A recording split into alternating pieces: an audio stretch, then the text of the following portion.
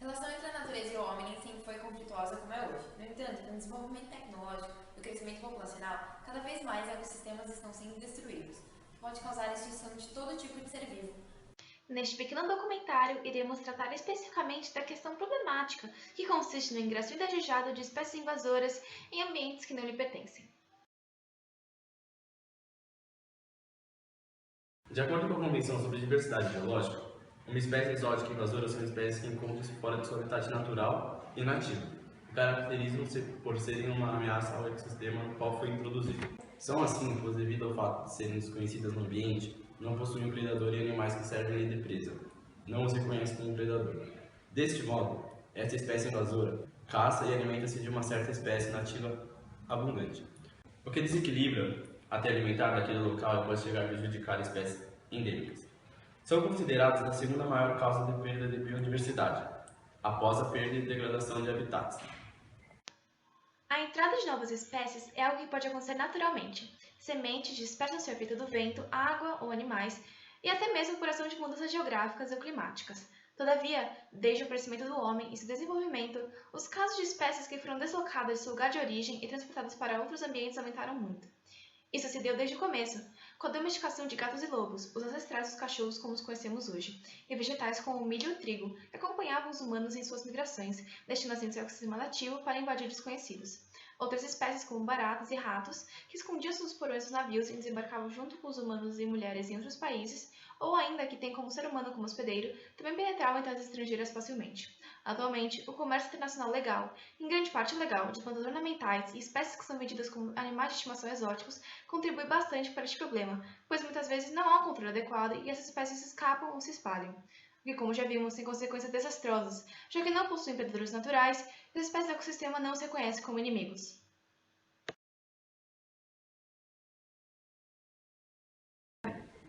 Existe um controle mecânico ou físico, que refere-se ao uso de ferramentas mecânicas para corte e remoção de plantas invasoras. Os métodos incluem roçada, corte com machado, foice ou motosserra. Existe também controle químico, que pressupõe o uso de produtos químicos para controlar espécies exóticas invasoras. Embora possa parecer ruim, herbicidas, graminicidas e outros venenos são na realidade ferramentas importantes para a conservação da diversidade biológica, para viabilizar o processo de restauração ambiental. Também pode-se utilizar controle biológico, que usa inimigos naturais da espécie invasora para manter baixo o nível populacional da espécie e dessa forma reduzir o dano e tornar a presença de espécie tolerável. E por último, existe o controle ambiental, que refere-se à restauração das condições ambientais do meio para dar maior resistência ao processo de invasão.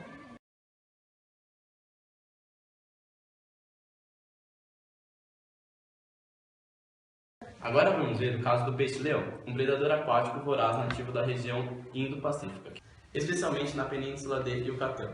Está ameaçando severamente. So, how did the lionfish end up here in the Caribbean Sea? People that have had them in aquariums or as pets, they actually release them into the wild, and now they're invasive, so they're eating a lot of the... O peixe-leão vem ameaçando os mares do Caribe, destruindo as barreiras de coral e comendo vários peixes nativos da região. Além de não ter predador natural, a espécie se reproduz muito rapidamente. Sua população vem crescendo muito nos últimos anos. Na tentativa de conter a espécie invasora, foram feitas diversas campanhas apoiando a pesca do peixe-leão. E apesar do peixe ser venenoso, nas campanhas consta que basta tirar os espinhos que não há risco de comê-lo. A caça, apesar de ser uma boa solução a curto prazo, pode não ser a longo prazo, assim como diz a bióloga Lucy Cowles. Do you think hunting the lionfish was it helpful? Wasn't? I think in a lot of cases it can be really helpful. Not only does it remove the fish from the environment, which is a good thing, but it also can provide a source of food for the local people and sort of extra business because they can sell it, and it's actually quite delicate for them. And do you think hunting is a short-term solution or long-term solution? And what would be the long-term solution? That's a very good question. I think hunting is obviously good in the short term because it's taking things directly out of the environment. But the volume of catch isn't that high. particularly if there's a no-take zone, then no fish are allowed to be taken. In terms of the long term, that's a very good question. I'm not entirely sure where we will go with that. I think sustaining the ecosystem as a whole, ensuring that species are higher up the trophic level aren't removed, because nothing really eats lionfish.